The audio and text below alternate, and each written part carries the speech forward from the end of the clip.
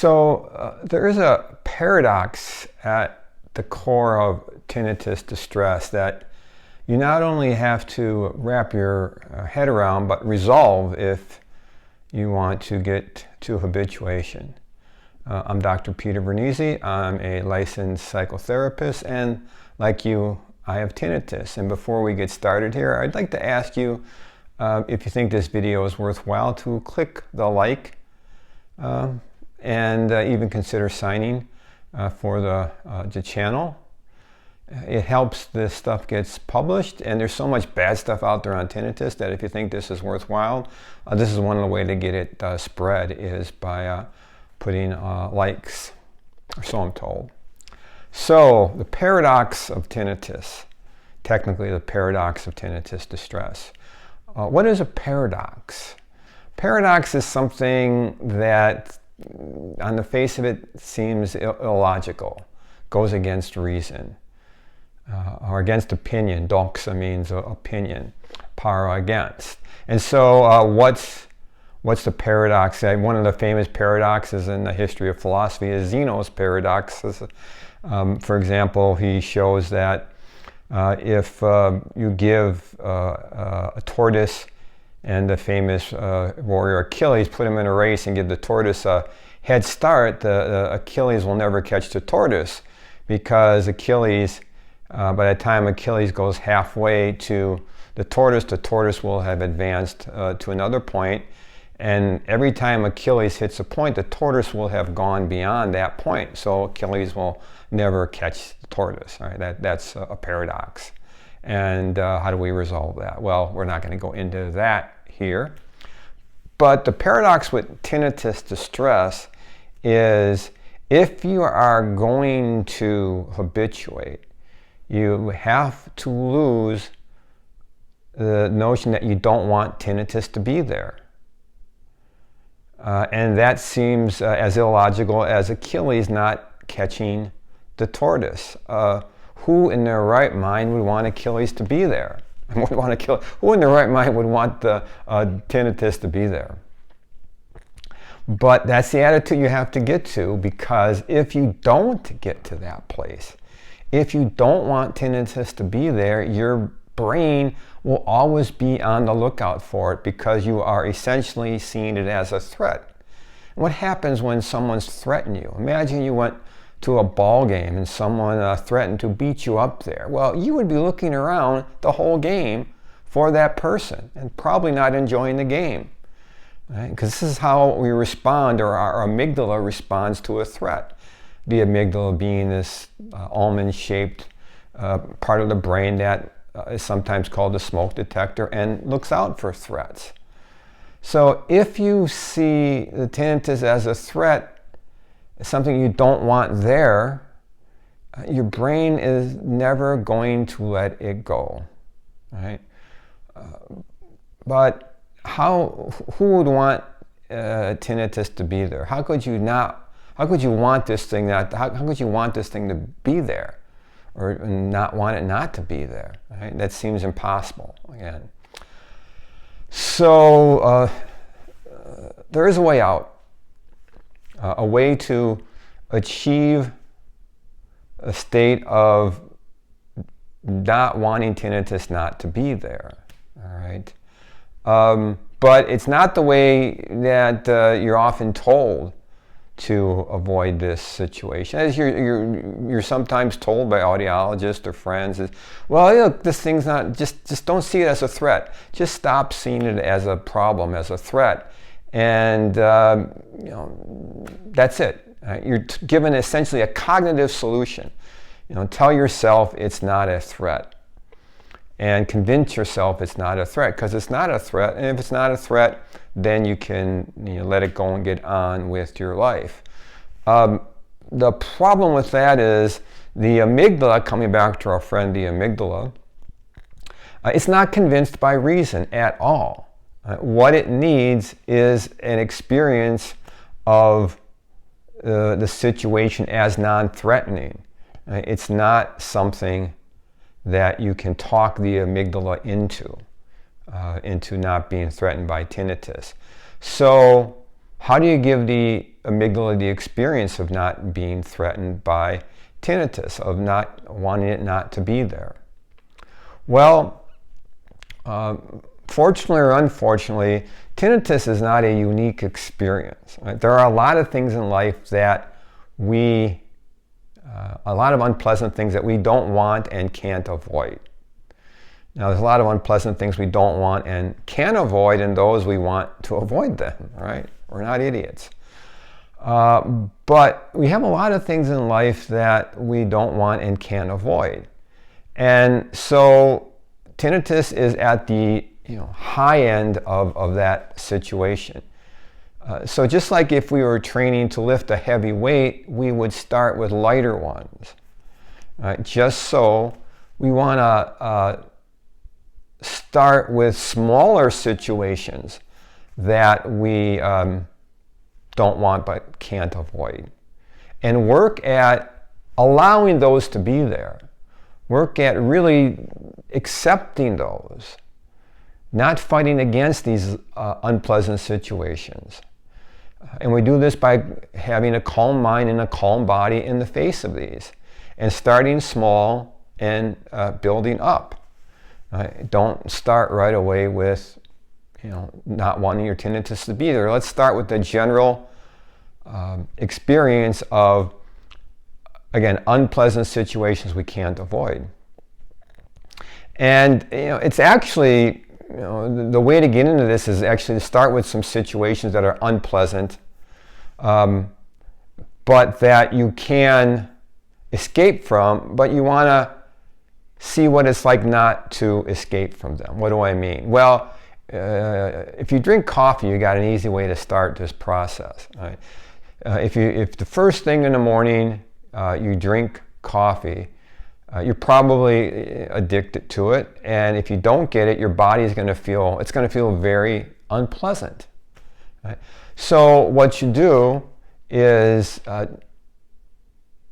not have a cup of coffee and notice this is an unpleasant experience, and learn to sit with it. It helps to be able to breathe and calm the body, and you want to do all these calming practices, and there's a lot of breathing practices on here, but just breathing deeply in and out, and feel the unpleasantness of not having the coffee. And if you're addicted, it's going to feel unpleasant, but try to get to a point where you can observe what that's like. Just notice it, and after a while, you can have your coffee, but not before you try to get to a situation where you don't care if you have the coffee or not.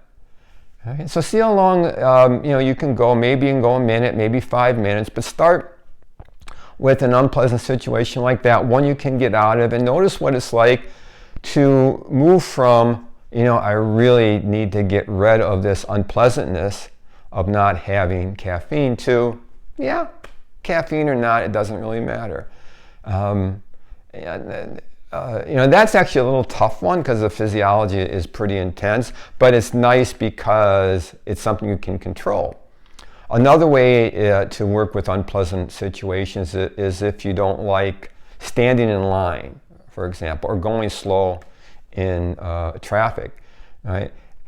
What you do is, next time you're at the store, go into the longest line and notice what that's like. If you don't like being in a line, you're going to be very nervous and upset probably in an unpleasant situation and not wanting it to be there. And see if you can go to not wanting it to be there, to calming the body down, taking some breaths, and not really care if you're there. Just being interested in what's going on, just observing and noticing what's it like to transform a situation of an unpleasant situation you don't want to be in, to an unpleasant situation that you're in, and that's okay. You don't mind it so much.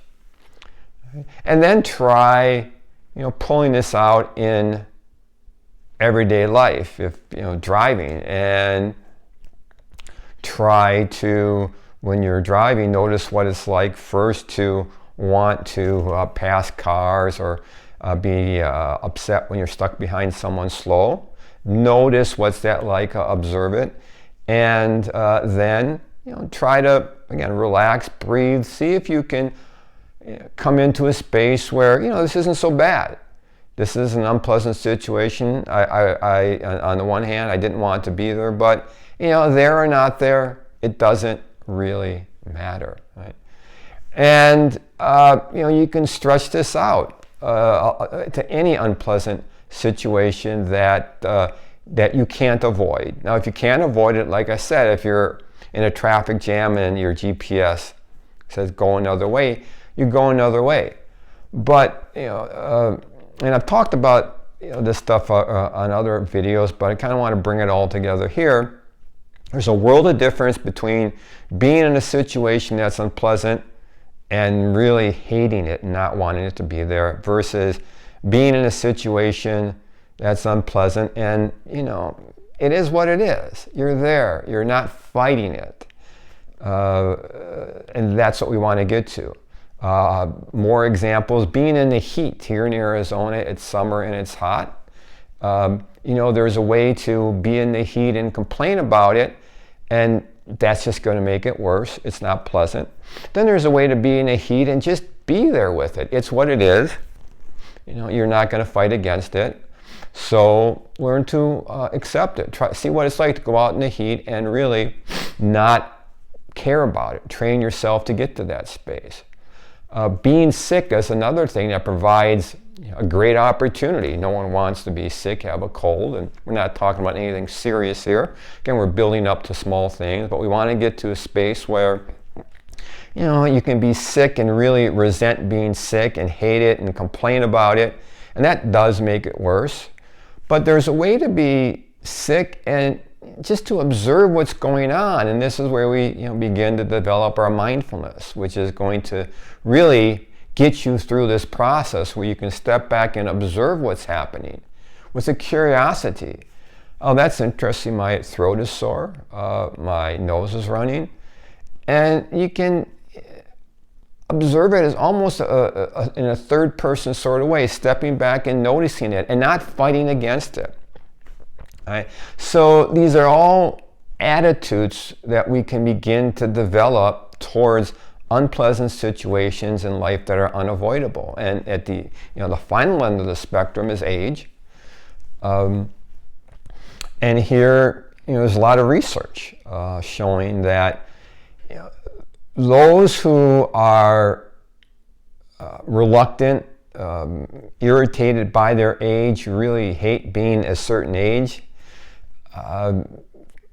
have worse health outcomes, physical and psychological, than those who just accept the age for what it is. It's not that, in an ideal world, who wouldn't want to be younger? But you're there. It is what it is. We can accept what is the case, or we can rail against and fight against and be depressed about it and ruin our lives, essentially. And that choice is up to you. Right? All along the spectrum, up to and including tinnitus. We have the choice about what we're experiencing, whether we are going to rail against the inevitable, wish it were other than it were, which, as in all of these cases, is going to lead to a miserable outcome, or train ourselves to accept what is the situation and observe it, accept it, it is what it is, and just be able to be with it. And really, seriously, we get to a point of not wanting it, not caring if it's anything else than it is, accepting that the situation is what it is. And here, although reason is not dominant here, reason can be a useful adjunct, some small mantras, and just saying to yourself, this is what is happening now, or it is what it is, right? And accepting reality, rather than saying, I wish this weren't there.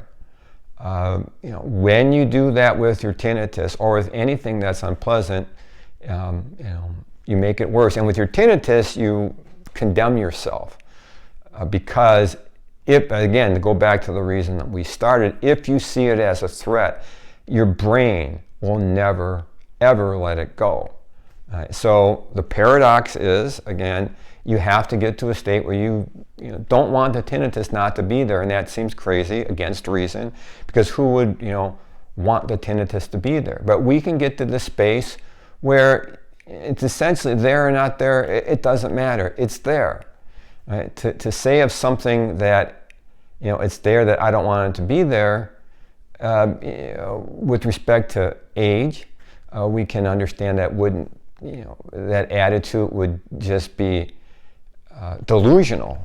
If you're, just saying, oh, I don't want to be this age, I don't want to be this age. Well, you're this age, You can accept it or you can fight against it. And most people with age understand the futility. But with tinnitus, the stickler is that we can't give that up because it doesn't seem as inevitable as age, because sometimes we get relief, it goes up and down. So it kind of, drags us along to wishing it not to be there. But my friends, the worst thing in the world you can do is wish it not to be there. Right?